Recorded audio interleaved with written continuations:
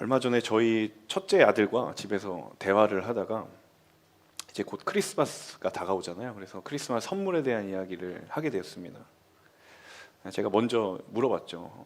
크리스마스 때 뭘 갖고 싶냐 그랬더니 저희 첫째 아들이 한 10초간 진지하게 고민을 하더니 아빠 난 팽이를 가지고 싶어 라고 이야기를 했습니다. 여러분, 이 팽이는요 우리가 알고 있는 그런 줄을 감아서 하는 팽이가 아닙니다. 굉장히 최첨단 팽인데요, 구체적으로 모델을 이야기하는 거예요. 나는 이런 모델을 가지고 싶다.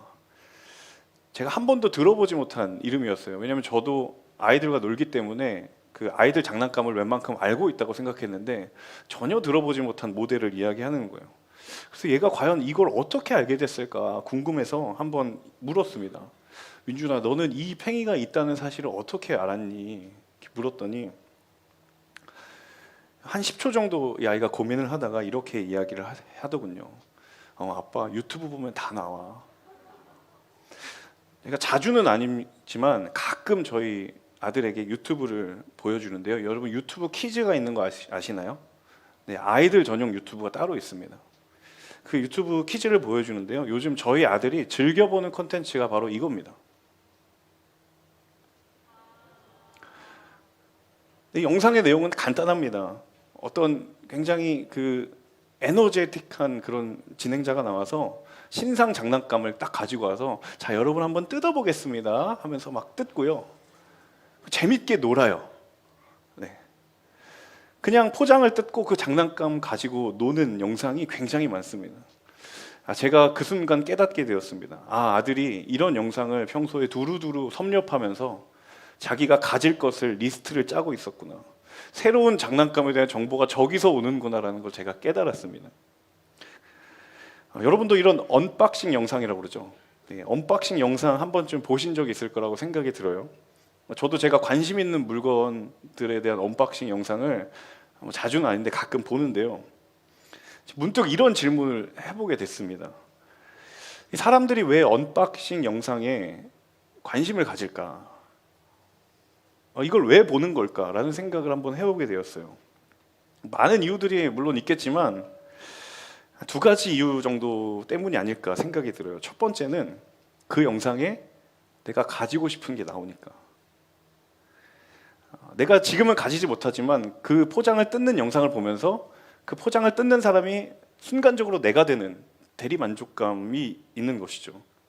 또 한 가지는 그 물건이 도대체 어떻게 생겼을까, 어떤 기능을 할까라는 그런 그 물건에 대한 기대가 있기 때문이죠. 여러분, 만약에 그 언박싱 영상에서 포장을 뜯었는데 기대와 정반대인 실망을 안겨주는 물건이라면 여러분 그 영상 보시겠어요? 포장된 것만 봐도 궁금해 죽겠는, 내가 직접 열어서 저거 꺼내보고 싶은데 라는 그러한 영상들, 그런 물건들을 우리가 보게 되고 그런 기대가 있어요. 여러분, 관심이 있고 마음이 가는 거잖아요. 오늘 우리가 함께 나눌 이 느헤미야 8장의 말씀은요, 성벽이 다 이제 재건이 되고 예루살렘 성 안에서 이루어진, 말하자면 첫 번째 공식적인 행사입니다. 백성들이 다 한자리에 모여서 이제 공사를 다 마친 뒤에 말씀 앞에서는 소위 말해서 영적 대각성 집회, 심령 부흥회, 말씀 사경회가 열리는 것이죠. 제가 왜 언박싱 영상을 이 본문을 보면서 생각을 했냐면, 마치 예루살렘 성벽으로 포장되어 있는 그 포장을 딱 뚜껑을 열고 그 안으로 들어가 보니까 무엇이 있었는가, 그 안에 들어있었던 그 성벽 안에 거주하는 백성들의 신앙이 과연 어떠했는가. 하나님이 우리에게 그 포장을 딱 뜯어주면서 봐, 이들의 신앙을 너희에게 보여줄게, 하나님이 우리에게 주시는 믿음의 언박싱과 같은 그런 모습이 아닐까라는 생각이 들었어요. 자, 8장에 나타난 백성들의 모습들이 참 하나님 보시기에 아름다웠던 이유가 무엇이었냐. 눈에 보이는 성벽들이 쌓여져 가고 재건되는 과정 속에서 본문에는 잘 나와 있지 않지만 그들의 믿음과 신앙이 성벽과 함께 세워지고 있었던 거예요. 눈에 보이는 예루살렘 성벽만 세워진 게 아니구나. 그들의 믿음의 내용이 채워져 가고 있었구나. 신앙의 내용이 담겨지고 있었구나라는 것을 우리가 이 8장을 보면서 발견하게 된다라는 거예요. 자, 지난주의 말씀을 우리가 잠시 한번 상기시켜 보면 좋을 것 같은데요. 자, 성벽이 재건된 이후임에도 불구하고 사실 백성들 개개인에게는 삶의 현실이 그렇게 쉬운 상황이 아니었습니다. 우리 본문 4절 말씀, 지난주 본문이긴 하지만 7장 4절 말씀을 다시 한번 읽어보겠습니다. 그 성은 크고 넓은데 성 안에 사는 사람들은 얼마 없고 제대로 지은 집들도 아직 얼마 없었습니다. 자, 9절 그대로예요. 자, 성벽은 다 세워졌는데 4절의 표현처럼 성 안에 있는 사람들은 별로 없고 심지어 제대로 지은 집들도 별로 없었다라고 이야기를 합니다. 여전히 그들의 삶의 터전이 세워진 성벽에 비하면 너무 초라했고 세워지지 않은 부분들이 너무도 많았다라는 것이죠. 자, 이제는 그럼 그들이 마음 가운데 이제는 이제 내 삶의 터전을 세워야 되겠다. 이제 공동체의 어떤 영적인 사명이 끝났으니 내 일에 집중해야 되겠다 라고 생각될 수 있는 그 상황 속에서 이들이 보인 모습이 무엇이었는가? 바로 오늘 1절과 2절의 말씀인데요, 같이 한번 보도록 하겠습니다. 1절과 2절의 말씀 한 목소리로 함께 읽습니다. 그러고 나서 7째 달이 됐고 그때 이스라엘 자손들은 모두 자기 마을에 있었습니다. 그때 모든 백성들이 물문 앞 광장에 일제히 모였습니다. 그러고는 학사 에스라에게 여호와께서 이스라엘에게 주신 모세의 율법책을 가져와 읽어달라고 했습니다. 그리하여 7째 달 1일에 제사장 에스라가 남녀 회중과 알아들을 만한 모든 백성들 앞에 율법책을 들고 나왔습니다. 모든 백성들이 이 본문에 따르면 물문 앞 광장에 모였다. 개역개정에서는 수문이라고 되어 있는데요, 여러분 이 문에 영적인 의미가 담겨져 있습니다. 이 물문이라고 하는 곳은요, 영적인 정결과 회복을 의미하는 문이에요. 그게 수문, 물문이었어요. 자, 그들이 그 문 앞에 모였다라는 이유가 그들이 무엇을 갈망하고 있었는지, 그 문이 그들의 영적인 갈망을 상징하고 있는 것이죠. 자, 그리고 그들의 율법을 가르치는 영적인 지도자였던 학사 겸 제사장, 말씀을 가르치는 일도 하고 예배를 주관하는 일도 하는 이 에스라가 모세의 율법책을 에스라에게 읽어달라고 요청을 합니다. 제가 이 본문을 묵상하면서 굉장히 낯선 장면을 하나 보게 됐어요. 굉장히 생소한 모습 한 가지를 보게 됐습니다. 지금까지의 느헤미야를 쭉 여러분 근거로 생각해 본다면요, 이 공동체에 어떤 영적인 무브먼트가 있을 때, 공동체가 어떤 일을 하자라는 그런 필요가 있을 때 보통 어떻게 되었냐면 느헤미야가 먼저 그 영적인 사명을 제시합니다. 자, 우리가 성벽을 짓습니다. 다 우리가 이 일에 동참합시다. 이런 식으로 지도자가 먼저 움직입니다. 자, 성벽을 재건하자라는 말을 했던 것도 백성이 먼저가 아니라 느헤미야가 먼저였어요. 자, 그렇다면 8장의 이 장면도 느헤미야나 에스라가 백성들을 다 모이시오 라고 이야기를 해서 그들을 다 소집하여 이제 하나님의 말씀을 들어야 합니다 라고 하나님의 말씀을 읽어주는 것이 지금까지 느헤미야가 해왔던, 느헤미야라는 이 말씀에 기초한다면 그게 자연스러운 모습이라는 거죠. 자, 그런데 이 장면이 그런 여느 때와는 전혀 다른 모습이라는 거예요. 본문을 보시면 백성들이 먼저 에스라를 불러서 율법책을 갖다 주면서 이 책을 읽어달라고 이야기를 합니다. 어디에서요? 영적인 정결과 회복을 의미하는 물문 앞에서, 수문 앞에서요.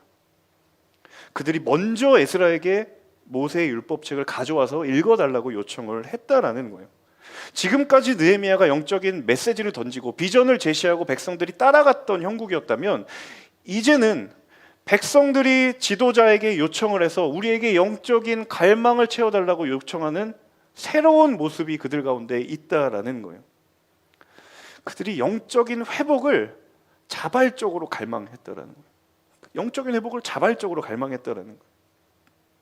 성벽을 재건하면서 이스라엘 백성들 마음 가운데 강하게 자리한 한 가지 중요한 사실은 뭐냐면 영적인 회복은 반드시 하나님의 말씀이 있어야 된다. 그리고 여기에 대해서는 우리가 누가 시키지 않아도 자발적으로 그 마음을 가져야 한다라는 그들의 마음이 지금 이들의 행동 가운데에 비추어지고 있다는 거예요. 자, 그들이 이미 조상들의 역사를 다 압니다. 남유다의 번영도 알고 몰락도 알고 조상들을 통해서 그 이야기를 다 알고 있습니다. 그 이야기를 돌아보면서 그들이 뼈저리게 깨달았던 한 가지 사실은 이제는 다시 그 전철을 밟지 말아야 된다는 거예요. 이제는 다시 우리가 영적인 그런 패배의 전철을 밟지 말아야 된다는 거예요. 아무리 나라가 번영해도 그 믿음의 자리가 다시 세워지지 않으면, 자신들의 신앙의 무너진 자리들을 돌이키지 않으면 제 아무리 번영한 나라라 하더라도 한순간에 무너질 거라는 것을 그들이 알고 있었기 때문입니다. 그래서 비록 성 안에 지은 집도 별로 없고 거주하는 사람도 별로 없지만 지금 우리의 거처가 문제가 아니다라는 거예요. 지금 우리가 먹고 살고 살아가야 될 집이 문제가 아니다. 더 시급한 것이 있고 이게 해결되어야만 모든 것이 풀릴 것이다라는 것에 그들이 눈을 뜨기 시작하는 거예요. 그것이 자발적으로 그리고 스스로 말씀을 읽어달라고 요청하게 만든 영적인 동력이었다는 사실입니다. 여러분, 그래서 그 자발성이라는 것은 항상 우선순위로부터 나오게 되어 있어요. 여러분, 누가 시키지 않아도 내가 알아서 하는 것들 한번 지금 잠깐 생각해 보세요. 누가 시키지 않아도 내가 알아서 하는, 자발적으로 하는 것들. 반대로 누가 시켜서 하는 것들 한번 생각해 보세요. 거기에 어떤 차이가 있을까? 내가 어디에 우선순위를 두고 있느냐에 따라 움직인다는 사실입니다. 저는 저희 아들에게 유튜브 키즈의 존재를 전도하지 않았습니다. 알려준 적이 없어요. 그 마음 안에는 항상 신상 장난감을 해야 되겠다는 그 마음의 우선순위에 따라 자발적으로 움직입니다. 저희 아들에게, 첫째 아들에게 전도당해서 둘째 아들도 말도 못하는데 앞에 아이패드에 준말이거든요. 보여달라고. 여러분, 내 마음의 우선순위에 따라 우리는 움직이게 되어 있어요. 그 우선순위가 확정이 되면요, 내가 몸이 피곤하든 내가 시간이 촉박하든 상관없어요. 자발적으로 움직이게 되어 있어요. 그래서 이런 유명한 말이 있습니다. 한번 같이 따라해 보겠어요? 마음이 있으면 방법이 보이고 마음이 떠나면 핑계가 보인다. 누가 한 말이냐면 제가 만들어낸 말입니다. 여러분, 마음이 있으면 방법이 보입니다. 방법이 안 보인다라는 건, 방법 대신 빠져나갈 곳이 계속 길이 보인다라는 건 정직하게 말하면 내 마음이 거길 떠났다라는 거죠. 여러분, 성벽이 완성됐지만 왜 그들이 자발적으로 말씀을 읽어주십시오, 영적인 회복의 자리를 요청했는가? 내 안에 채워지지 않은 영적인 허기가 있는 거예요. 예배가 회복되어야 한다. 말씀으로 내 삶이 충만해져야 한다. 다 이루어졌다라고 해도, 성벽이 다 세워졌다라고 해도 영적인 자리가 세워지지 않으면 아무런 소용이 없다라는 것. 그들에게 그것이 삶의 가장 우선 해결이 되어야 했던 선결 조건이었기 때문입니다. 그 영적인 목마름이 해결되어야만 한다라는 그들의 몸부림이 에스라를 불러온 거예요. 사랑하는 여러분, 과연 무엇이 우리를 살게 합니까? 여러분, 과연 무엇이 내 삶을 회복하게 하는 것입니까? 오늘 이 말씀의 도전 앞에 우리 모두의 믿음의 우선순위가 정리되기를 주님의 이름으로 축복합니다. 기꺼이 마음을 들여 우선순위가 하나님께서 보여주신다면 그곳으로 나아가십시오. 살게 될 줄로 믿습니다. 하나님이 살려주실 거예요. 우리 이어서 3절의 말씀 함께 읽겠습니다. 3절 말씀 함께 읽습니다. 그러고는 물문 앞 광장에서 남녀와 알아들을 만한 모든 사람들에게 이른 아침부터 정오까지 율법을 큰 소리로 낭독했습니다. 그러자 모든 백성들이 그 율법책에 귀를 기울였습니다. 여러분, 3절을 한번 머릿속에 한번 살짝 그려보세요. 이른 아침부터 정오까지 율법을 큰 소리로 낭독을 했대요. 그리고 그것을 들었다라고 합니다. 아무리 적게 잡아도 이른 아침부터 정오라고 하면 최소 4시간 혹은 5시간입니다. 4시간, 5시간 동안 말씀을 계속 읽는 거예요. 여러분, 그런 교회에 있다면 가시겠어요? 제가 주일 설교를 하면서 제 심리적인 설교 시간의 마지노선이 있습니다. 심리적 마지노선 30분입니다. 또 제 나름대로의 설교에 철학이 있습니다. 가장 은혜로운 설교는 짧은 설교다. 여러분, 만약에 4-5시간 동안 말씀만 읽어주는 그런 교회, 더 충격적인 장면은 3절 끝에 보면 모든 백성들이 귀를 기울이고 그 율법의 말씀에 귀를 기울였대요. 저는 이게 정말 쉽지는 않지만 참 우리에게 도전되는 한 가지 지점이 있다고 생각해요. 도대체 이 사람들의 이 영적인 집중력의 원천이 어디일까? 이 사람이 육신을 가지고 있는데, 벌써 나왔네요, 답이. 하나님의 말씀 그 자체를 향한 갈망이 내게 있는가라는 거예요. 그들이 얼마나 말씀이 고팠으면 4-5시간 동안 말씀을 주구장창 읽어주는데, 여러분, 이 말씀이 한 사람은 히브리어로 읽어주면 에스라가 아람어로 번역을 해주는 거예요. 통역을 해주는 거예요. 그렇게 4-5시간을 진행이 된 거예요.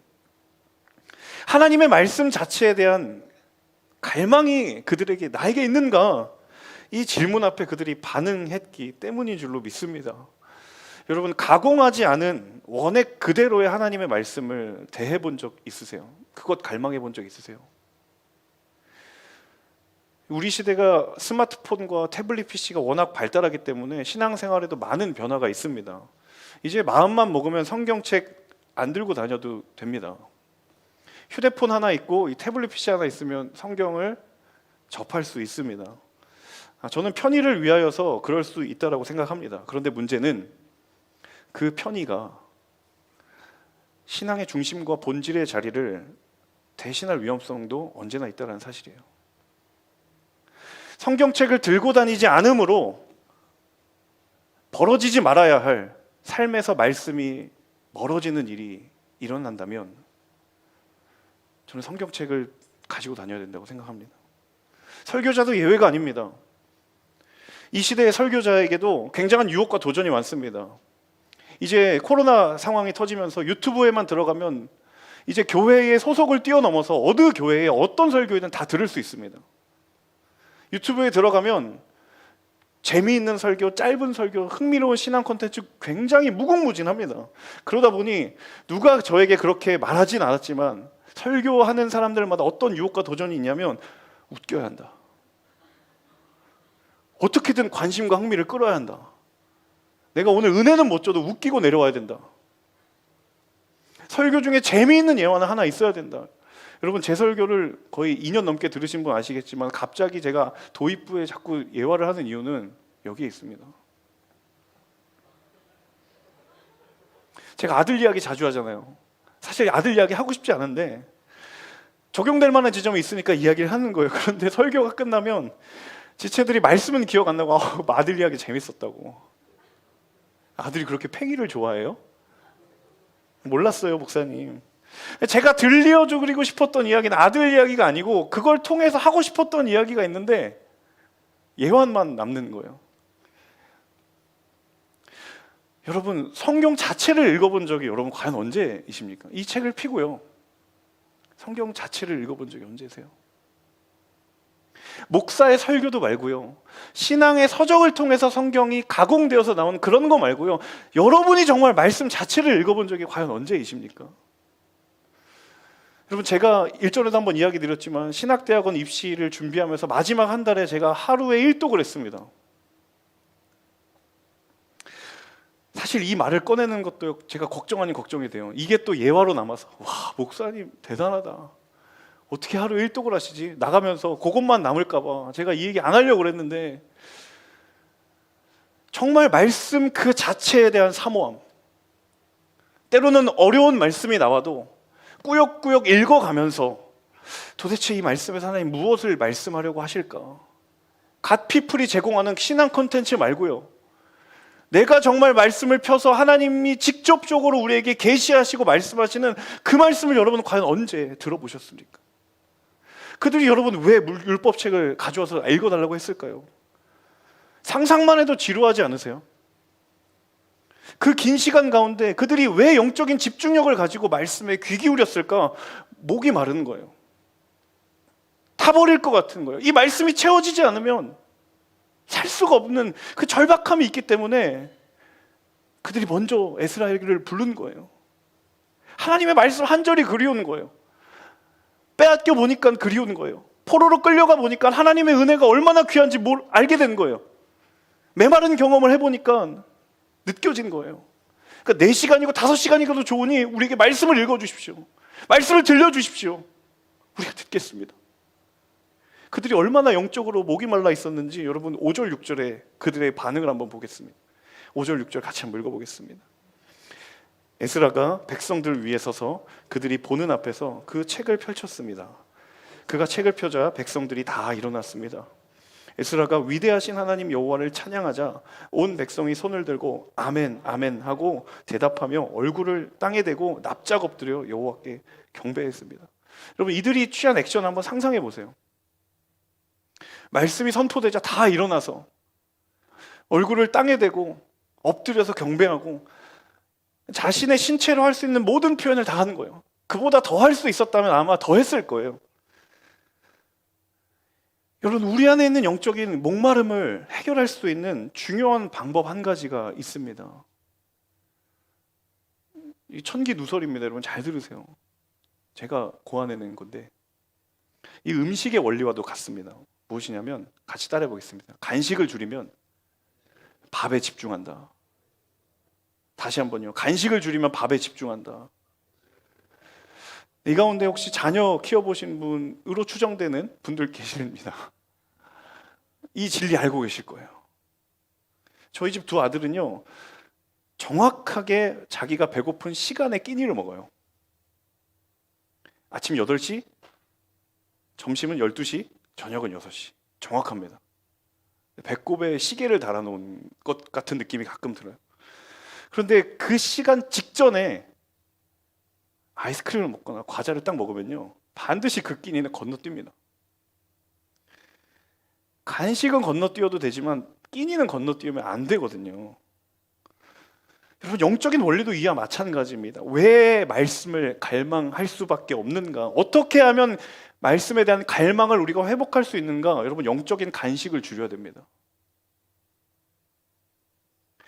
영혼의 미각이 그것들이 우리의 영혼의 미각을 순간적으로 만족시킬 수 있지만 여러분 그거의 영적인 영향에 도움을 주지는 않습니다.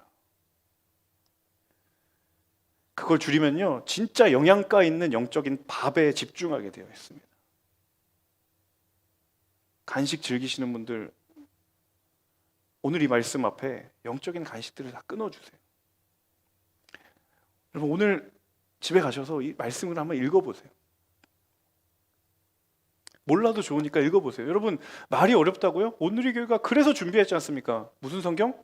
우리말 성경.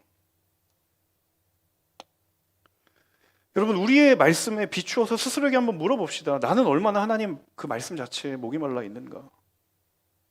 나는 간식을 좋아하는가 밥을 좋아하는가?